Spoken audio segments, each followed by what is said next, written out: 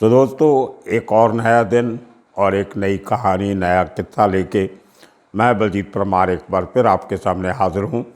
और आज मैं आपको सुनाऊँगा पठान गैंग और मुंबई के अंडरवर्ल्ड के एक बहुत बड़े खूंखार शूटर की कहानी, जिसका नाम था मुन्ना गुप्ता। मुन्नेश्वर गुप्ता उत्तर प्रदेश का रहने वाला था और छोटी उम्र मतलब 18, 19, 20 साल की उम्र में जब आदमी कोई काम करने के काबिल होता है तो रोटी रोजी की तलाश में उत्तर प्रदेश से बम्बई आता है। और जो उस समय में दस्तूर हुआ करता था कि सबसे बड़ी जो कशिश होती थी, एक खींच होती थी, वो कहीं ना कहीं जब फिल्म इंडस्ट्री में जाने की या अंडरवर्ल्ड के साथ मिलने की। और मुन्ना गुप्ता कहीं अपने ज़माने में मेरी जब कभी उसकी मुलाकात होती थी तो बहुत बार मैं उसको पूछा करता था कि तुम अंडरवर्ल्ड में आए कैसे, ये शौक़ कहाँ से लगा। तो उसका ये कहना था कि मैं उत्तर प्रदेश में पढ़ाई करते करते एक उस ज़माने में एक पत्रिका निकली करती थी जिसमें कुछ इस किस्म की कहानियाँ छपती थी। उसका नाम था मनोहर कहानियाँ। अभी पता नहीं निकलती है कि नहीं।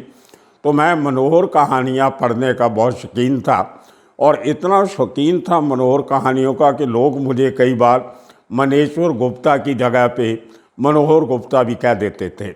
तो मैं भी कई बार कंफ्यूज होता था इस नाम से। मनेश्वर गुप्ता कम पता लोग जानते थे, लेकिन उसको मनोहर गुप्ता ही ज़्यादा लोग बोलते थे। और मनोहर से, मनेश्वर से उसका नाम शॉर्ट नेम मुन्ना गुप्ता पड़ गया। तो उसके मुताबिक मैं डोगरी में ऑफिस में जब जाता था करीम लाला के, बहुत बार मुलाकात होती थी उससे। और वो बिल्कुल भी अपने तौर तरीके से ऐसा कभी लगता ही नहीं था कि एक इनोसेंट सा लगने वाला गंवार सा आदमी। वो उसकी बॉडी लैंग्वेज और बोलने का तरीका ऐसा था जैसे कोई एकदम सीधा साधा बुद्धू सा किस्म का आदमी जिसको दुनियादारी कुछ पता नहीं, इतना बिहेवियर से इतना इनोसेंट लगता था। लेकिन उसके जो कारनामे हैं वो आप सबको मालूम है। ऐसा करीम लाला के पास जब पहुंचा तो सबसे छोटा जो पायदान थी, जो सबसे छोटी जो कड़ी थी उस सीढ़ी की, वहाँ पे मुन्ना गुप्ता की जगह थी। उसके ऊपर करीम लाला के बड़े बड़े जो पुराने सरगना थे वो लोग थे। उनके बाद जो सेकंड जनरेशन आती थी, ये मुन्ना गुप्ता करीम लाला के पास समद खान के एक्टिव होने के पहले पहुंच चुका था। एक हिसाब से समद खान हायरार्की में करीम लाला कायम के जो काम करने वाले थे उनमें से समद खान मुन्ना का जूनियर था। लेकिन क्योंकि समद खान करीम लाला का रिश्तेदार था तो इसलिए उसको भाई बोलते थे। लेकिन मुन्ना गुप्ता समद खान के पहले करीम लाला गैंग में काफ़ी एक्टिव हो चुका था। तो लेकिन उनमें से सबसे नीचे इसका स्थान था। दूसरी कड़ी में आज़ाद पठान सबके ऊपर। उसके बाद एक ज़िया करके लड़का हुआ करता था, बाद में वो समद खान का बॉडीगार्ड भी रहा, उसको भी मिला मैं बहुत बार। उसके बाद छोटा दाऊद, शमशेर पठान, और उसके बाद 2-3 लड़के और थे। और बाद में उस गैंग में सबसे नीचे जो नाम आता था वो मुन्ना गुप्ता का आता था। मुन्ना गुप्ता एरंड बॉय जिसको बोलते हैं, छोटे मोटे काम जो करीम लाला के ऑफिस में या जब उसके दूसरे सहयोगी बैठते थे तो छोटे मोटे काम करने के लिए सबसे ज़्यादा हुक्म जो ऑर्डर दिए जाते थे वो मुन्ना गुप्ता को दिए जाते थे। मतलब इस तरीके से उस आदमी ने जो अंडरवर्ल्ड की सीढ़ियाँ चढ़ना उसने करीम लाला के उस डोगरी ऑफिस से सीखा, जो बच्चों की जेल रिमांड होम के पास बड़ी दीवार के साथ ऑफिस लगा करता था, दरबार लगा करता था। तो खैर, मुन्ना गुप्ता की बात करते हुए उसके जो उसकी ज़िंदगी से जुड़े हुए किस्से काफ़ी आप पहले सुन चुके हो। मजीद अजीज़, दिलीप अजीज़ का बड़ा बेटा, उसका मर्डर सबसे पहले मुन्ना गुप्ता ने किया। उसका बदला लेने के लिए उन लोगों ने समद खान को मारा। जो लड़ाई हुई अंडरवर्ल्ड की, समद मारा गया, समद के बाप की मौत होती है 86 में।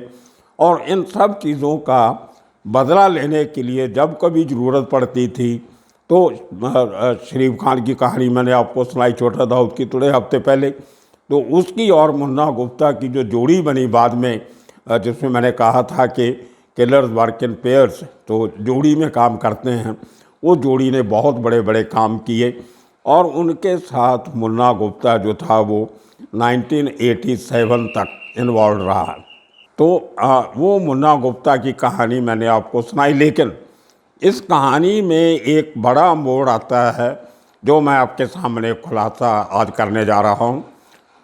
मेरे एक मित्र पुलिस वाले तो अभी रिटायर हो गए, जो मुन्ना गुप्ता ने और शमशेर खान ने जो हमीद का मर्डर किया था फन एंड फूड में, वहाँ पे जो एक बारबाला थी जो इस केस की बहुत बड़ी गवाह थी, एंड तक उसकी गवाही चली। उस बारबाला ने इस इंसिडेंट के बाद, इस कत्ल के बाद, वो इतनी घबराई कि उसने वीरबार में काम करना बंद कर दिया। काम छोड़ के वो मीरा रोड में जाके सेटल्ड हो गई। एक शरीफ आदमी से, वो भी उत्तर प्रदेश की थी, उससे शादी की और आज 23 साल के बाद उसके अपने बाल बच्चे गृहस्थी चला रही है। उसका मैं नाम नहीं ले सकता। तो पुलिस ऑफिसर के थ्रू, क्योंकि वो काफ़ी देर उसके साथ इंटरेक्ट कर रहे थे, उस बारबाला को कोर्ट में लेके जाना, गवाही के लेके जाना, उसके पहले जो शनाख्ती परेड होती है जेल में, उसमें लेके गए। तो उससे मेरी उन्होंने कल बात करवाई, कॉन्फिडेंस थे कि मैं उसकी आइडेंटिटी डिक्लेयर नहीं करूँगा। उस बारबाला से कल मेरी कोई 20-25 मिनट टेलीफोन पे बात हुई, काफ़ी उम्र की हो गई अभी। तो उसने जो किस्से बताए वो मुझे भी मालूम नहीं थे और किसी को तो क्या होंगे।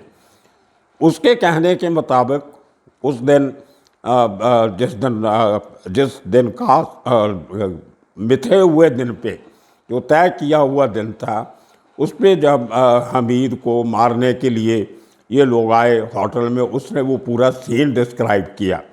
उसने कहा कि इनके आने के पहले हमीद वहाँ पे आके बैठा था, उसके साथ 2 लोग थे, उसके सामने बैठे थे उसके टेबल पे, और वो कुछ उसने विस्की वगैरह ऑर्डर की जो मैंने ही ला के दी। उसने कुछ और सोडा वगैरह मंगवाया हमीद ने, वो भी मैंने ला के दी। या वो जो 2 टेबल थे वो मेरी सर्विस के नीचे थे, उस बारबाला का कहना है। तो उसके के थोड़ी देर बाद जब वो लोग आपस में बहस कर रहे थे तो इतनी देर में 2 आदमी आते हैं और उस हमीद के पीछे वाले टेबल पे आके बैठ जाते हैं। उसको ये मालूम नहीं था कि लोग कौन हैं, लेकिन वो दोनों लोग थे, वो शमशेर और मुन्ना गुप्ता थे। थोड़ी देर बैठने के बाद मैं, क्योंकि मेरा टेबल था, मैंने ऑर्डर लेने जाना था, तो ये दोनों लोग बैठे उस टेबल पे जिस तरफ हमीद की पीठ थी। तो उसके थोड़ी देर के बाद एक आदमी उठा उन दोनों में से, और वो पीछे जो हमारा वॉशरूम था किचन की तरफ, वहाँ गया, लेकिन वॉशरूम में नहीं गया, वहाँ जाके दरवाजे से वापस आया। और इतनी देर में जो आदमी बैठा था एक उस टेबल पे, मैंने उसको पूछा आप क्या पिएंगे? तो उस शख्स ने जवाब दिया मैं खून पीऊँगा। और मैं एकदम घबरा गई, और इसके पहले कि मैं कुछ सोच सकती मैं खून पीऊँगा का मतलब क्या है, वो शख्स उठा और उसने हमीद के सर में धाड़ धाड़ करके 6 गोलियां मार दी। वो शख्स कोई और नहीं था, मुन्ना गुप्ता ही था। ये उस वेटरेस ने मुझे कल टेलीफोन पे ये किस्सा सुनाया। और इतनी देर में जो शख्स सामने से आया वो शमशेर था। उसने जब मुन्ना की गोलियां 6 ख़त्म हो गई तो शमशेर ने आके अपना रिवाल्वर से 5 गोलियां और उसके सर में मारी, और हमीद खान को कोई रिएक्ट करने का मौका नहीं मिला। तो एक किस तरह से हमीद का मर्डर उस जगह पे होता है, ये कहानी बड़ी अपने आप में इंटरेस्टिंग है। और इसके आगे का किस्सा जो उस बारबाला ने मुझे बताया वो और भी हैरानी वाला है। उसके मुताबिक उसका कहना है कि जब गोलियां चलाई मुन्ना ने, मैं खून पीऊँगा कह के, साथ के साथ धाड़ धाड़ धाड़ गोलियां चलाई पीछे से हमीद के सर पे, तो मैं बेहोश हो गई।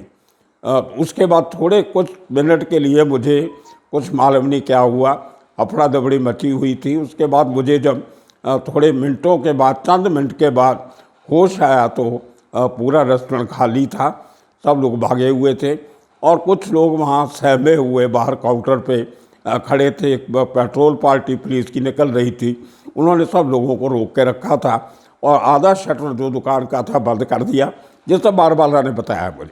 तो उसमें अंदर जो लोग थे वो अंदर के अंदर, बाहर के बाहर। तो उसके बाद जो ये दोनों लोग थे ये तो चले गए, लेकिन मुझे उसका जो मैंने जो नज़ारा देखा वो मैं ज़िंदगी भर नहीं भूल सकती।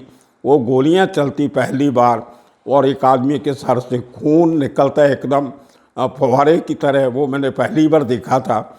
और उस चक्कर में मैं बिल्कुल भूल गई कि वो आदमी की शक्ल क्या थी, वो शख्स कैसा था जिसको मैंने वो ऑर्डर लेने के लिए गई थी और उसने जवाब दिया था मैं खून पीऊँगा। तो ये उस बारबाला का कहना है। और उसके बाद देखिए इंटरेस्टिंग किस्सा ये हुआ जो मुझे भी नहीं मालूम था, ये कल ही उस लड़की ने मुझे बताया कि उसके बाद वो जो दो आदमी हमीद के साथ बैठे दारू पी रहे थे, उन दोनों को पुलिस ने पिकअप किया। पिकअप करने के बाद हमें पुलिस स्टेशन में बताया गया कि ये आदमियों को पहचानते हो? तो हमने बोला हम इनको पहचानते हैं। पुलिस को ये शक हुआ कि वो दोनों लोगों ने ही हमीद को मारा है। और होटल में काम करने वाले जो और भी थे लोग थे, को दूसरे वेटर होंगे, दूसरी लड़कियां होंगी, किसी ने भी अच्छी तरह शमशेर पठान को, शमशेर छोटा दाऊद को और मुन्ना गुप्ता को ज़्यादा देरी के लिए नहीं देखा था। उनका चेहरा किसी के दिमाग में रजिस्टर नहीं हुआ था। लेकिन वो जो दो आदमी हमीद के साथ पहले से बैठे थे, उनका चेहरा सबको याद था कि वो काफ़ी देर से उनको सर्व कर रहे थे, उसने काफ़ी चीज़ें खाने पीने की मंगवाई थी। और उसके बाद जब पुलिस वालों ने अरेस्ट किया तो वो दोनों लोगों के ऊपर मर्डर का केस डाल के उनको जेल भेज दिया गया। और जेल में ये जो बारबाला थी, इसको और लड़कियों को, एक दो और वेटर्स को जेल में आइडेंटिफिकेशन परेड के लिए आर्थर रोड जेल में एक मजिस्ट्रेट की हाजिरी में बुलाया गया। और उस आइडेंटिफिकेशन परेड में अजीब बात है कि सबके सब मुलाजमों ने, इंक्लूडिंग दिस वेट्रेस, इन्होंने एक ये बयान दिया कि हाँ ये दो लोग जो आपने पकड़े हैं यही वो लोग थे जिन्होंने हमीद पे गोली चलाई। अब दोनों बेचारे जिनका कसूर नहीं था वो दोनों मर्डर केस में अंदर हो गए, उन पर मर्डर का केस चालू हो गया, आइडेंटिफिकेशन परेड हो गई, मजिस्ट्रेट के सामने सब कुछ हो गया और अभी कोई चीज़ बाकी नहीं थी, उनको सज़ा होनी थी। ये बात मुन्ना को मालूम पड़ी कि हमने मारा हमने था, लेकिन हमारी वजह से दो बेकसूर आदमी जेल में बैठे सड़ रहे हैं। तो मुन्ना ने अपने पठान गैंग के सीनियर से बात की कि ठीक है जो होना था हो गया, लेकिन मैं नहीं चाहता कि मेरी वजह से दो बेकसूर आदमी जेल में बैठे सड़ रहे हैं, उनके परिवार, उनके बच्चे उनके इंतज़ार कर रहे हैं और कल को उनको सज़ा भी हो जाएगी उस काम के लिए जो उन्होंने किया नहीं। अब वेटर लोगों ने और वेट्रेस ने कैसे गवाही दी ये हमें पता नहीं, वो उनका कोई उनका डर ऊपर तो था नहीं, कोई पुलिस का प्रेशर नहीं था, लेकिन सारा कुछ इतनी जल्दी हुआ कि किसी के दिमाग में ये नहीं रहा कि ये शख्स और है और जिन्होंने मारा था वो और थे। तो अपने सरगनाओं की मदद से, सलाह से मुन्ना गुप्ता क्राइम ब्रांच में जाके, बम्बई पुलिस की क्राइम ब्रांच में जाके हाज़िर होता है खुद, अपना वो वेपन लेके जिसके साथ उसने हमीद को मारा था, और अपना बयान रजिस्टर करवाता है कि मैंने हमीद को मारा है, जिन दो लोगों को आपने पकड़ा है वो बेकसूर हैं। तो उसके साथ फिर उसके कहने से तो पठान गैंग ने फिर शरीफ खान को भी हाज़िर करवाया, दोनों वहाँ पे हाज़िर हुए, उनके ऊपर फिर केस चला। जो पहले दो लोग थे उनको बरी करने के लिए भी काफ़ी लंबा प्रोसीजर चलता है, आपको मालूम है कोर्ट कचहरी के काम हिंदुस्तान में कैसे चलते हैं। उनकी फिर डिस्चार्ज किया गया उनको केस से, और नए सिरे से हमीद के कत्ल के आरोपी के तौर पे मुकदमा चला शरीफ खान, छोटा दाऊद और मुन्ना गुप्ता के ऊपर। अब देखिए कहानी में ट्विस्ट कैसे आती है। जब केस चला, बहस हो रही थी, तो सरकारी वकील बोल रहा है कि उनको सख्त से सख्त सज़ा मिलनी चाहिए, ये बड़े छात्र क्रिमिनल हैं, बड़े बदमाश हैं, सोसाइटी के लिए खतरा है, समाज के लिए बहुत बड़ा खतरा है, इनको तो फांसी की सज़ा होनी चाहिए। तो वहाँ पे जो मुन्ना गुप्ता का और छोटा दाऊद का जो वकील था, उसने यही जो एक हरकत थी मुन्ना की, उसको प्ली लिया, उसको उसने अपना आर्गूमेंट का बेस बनाया। उसने जज को बोला कि देखिए, अगर ये आदमी इतने छात्र क्रिमिनल होता, मुन्ना गुप्ता या छोटा दाऊद, तो वो आराम से रह रहे थे। जो 2 आदमी पकड़े थे उनके खिलाफ सब गवाहियाँ हो गई थी, बयान दर्ज हो गए थे, उनको सज़ा हो जानी थी। ये आदमियों का, जिनको आप कहते हो कि ये समाज के लिए खतरा है, वो लोगों ने खुद अपने आप को पेश किया। अगर वो अपने आप को पेश नहीं करते तो आज वो इस कटहरे में खड़े नहीं होते। पुलिस ने कभी इनको पकड़ना नहीं था, क्योंकि अपने तरीके से तो पुलिस ने केस सॉल्व कर लिया था। तो उसी बेस के ऊपर जज ने लीनियंट व्यू लेते हुए उनको कोई थोड़ी सी सज़ा दी और वो दोनों लोग सज़ा काट के बाहर आए। ये मुन्ना गुप्ता की और छोटा दाऊद की उस केस की कहानी। उसके पहले मैं जब मुन्ना गुप्ता से बात करता था, वो मैं आपको बताया कुछ शाही किस्म का आदमी था और कम बात करता था, लेकिन जब बोलता था तो डायलॉग हिंदी फिल्मों की मनोहर कहानियाँ पढ़ के जो डायलॉग उसको आते थे वो बोला करता था। उसने मुझे बताया कि उसके हमीद को मारने के कुछ दिन पहले सन एंड सन जो हॉलिडे इन होटल है बॉम्बे का, वहाँ पे दाऊद के भाई नूरा की शादी की रिसेप्शन थी। और उस रिसेप्शन में करीम लाला गैंग के लोग भी, अब नया नया उनका समझौता हुआ था आपस में, डी कंपनी का और करीम लाला गैंग का। मैंने कितना सुनाया था जो सऊदी अरबिया में मक्का शरीफ पे कैसे एग्रीमेंट हुआ। तो उस रिसेप्शन पे सब लोग गए हुए थे, वहाँ पे मुन्ना भी था, वहाँ पे छोटा दाऊद भी था, ये करीम लाला के साथ गए थे सब लोग उस रिसेप्शन में। दाऊद रिसेप्शन में नहीं था क्योंकि वो दुबई में था। तो बाकी फैमिली के मेंबर थे दाऊद के परिवार के, और बहुत से लोग मुंबई के बड़े बड़े बिजनेसमैन। तो वहाँ पे मुन्ना का कहना है कि एक शख्स वहाँ पे आया उस पार्टी में, और उसकी शक्ल हमीद से बहुत मिलती थी, बहुत के इतनी ज़्यादा मिलती थी कि जैसे ट्विन ब्रदर्स होते हैं, जुड़वा बच्चे होते हैं। तो मैंने तभी अपने जो मेरे बड़े लोग थे पठान गैंग के, उनको बोला कि ये हमीद यहाँ पे है, इसको ठोक दूँ क्या? तो हम सब लोग पठान के बड़े लीडर हैरान कि नूरा की शादी की रिसेप्शन में हमीद तो आ नहीं सकता, उनकी दुश्मनी चल रही है।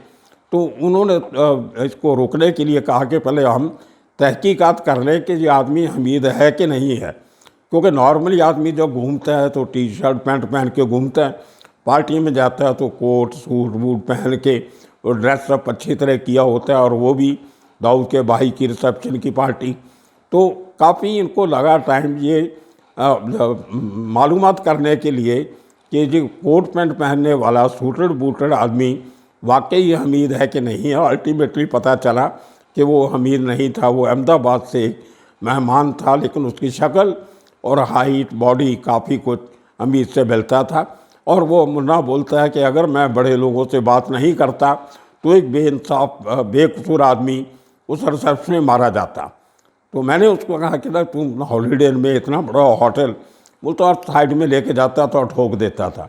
तो ये उसके मुन्ना गुप्ता के कारनामे, और वहाँ पे इतना बड़ा हादसा नूरा की रिसेप्शन में होते होते बच गया। अगर कहीं हमीद वाकई ही असली हमीद वहाँ पे होता तो उसी दिन मारा गया होता। लेकिन उसकी जैसे कहते हैं कि जब उम्र आती है, मौत आती है, तो कोई बचा नहीं सकता। उसके थोड़े दिनों के बाद ही फन एंड फूड रेस्टोरेंट में हमीद अपने लोगों को मिलने गया, अपनी गर्लफ्रेंड को मिलने गया, और वहीं पे उसका ये मुन्ना गुप्ता और छोटा दाऊद ने उसको मारा। ये उसके बाद जब 87 में पठान गैंग वाइंड अप हो जाता है, अपनी एक्टिविटीज़ बंद कर देता है समझौते के बाद, तो एजाज पठान, शेरू, छोटा दाऊद और मुन्ना गुप्ता एक नए काम की तलाश में निकलते हैं। उसमें छोटा दाऊद अहमदाबाद चला जाता है लतीफ़ के पास। उसके बाद लतीफ़ के साथ ही वो दुबई जाता है और दुबई से फिर वो दाऊद गैंग के साथ अटैच हो जाता है। दुबई से वो कराची भी चला जाता है। और लेकिन आज़ाद पठान और मुन्ना गुप्ता ये टाइगर मेमन के साथ दूसरे लोगों के साथ मिल के लैंडिंग का काम करने लगे और जो बाहर से सामान आता था उसको एक से दूसरी जगह पहुंचाना। और 93 के बॉम्ब ब्लास्ट में ये दोनों लोग पकड़े जाते हैं। इन्होंने लैंडिंग करवाई थी कहीं कोई, उसमें दोनों को सज़ा हुई। दोनों बार्थ रोड जेल में रहे। वहाँ पे जो आज़ाद पठान था उसकी मौत हो जाती है उसी दौरान। और मुन्ना गुप्ता सज़ा भुगतते भुगतते उसको एक लंबी पैरोल मिलती है। पैरोल के टाइम पे वो जाके एक शादी भी करता है मुस्लिम लड़की से, अपना धर्म भी चेंज करके मुस्लिम धर्म अख्तियार करता है। वो पैरोल से फिर वापस आता है शादी के बाद। फिर जेल में करते करते बीमार हुआ, उसके बाद मेडिकल पैरोल मिला, उसके बाद उसने पैरोल जंप किया, फिर पकड़ा गया और अल्टीमेटली वो मारा गया, वो उस बीमारी से मरा। ये मुन्ना गुप्ता की कहानी है। जो एक और डायलॉग अच्छा बोला करता था, उसको कभी पूछना कि तुम्हारे पास हथियार कौन था ज़रा दिखाओ, तो हमेशा बोलता था भाई ये सामान जो है ये दिखाने का नहीं चलाने की चीज़ है। ये मुन्ना गुप्ता के डायलॉग हुआ करते थे मनोहर कहानियाँ पढ़ के। तो ये किस्से आपको मैंने मुन्ना गुप्ता का सुनाया। आने वाले दिनों में कुछ और किस्से कहानियाँ लेके फिर हाज़िर होंगे। तब तक के लिए आप सबका धन्यवाद, शुक्रिया।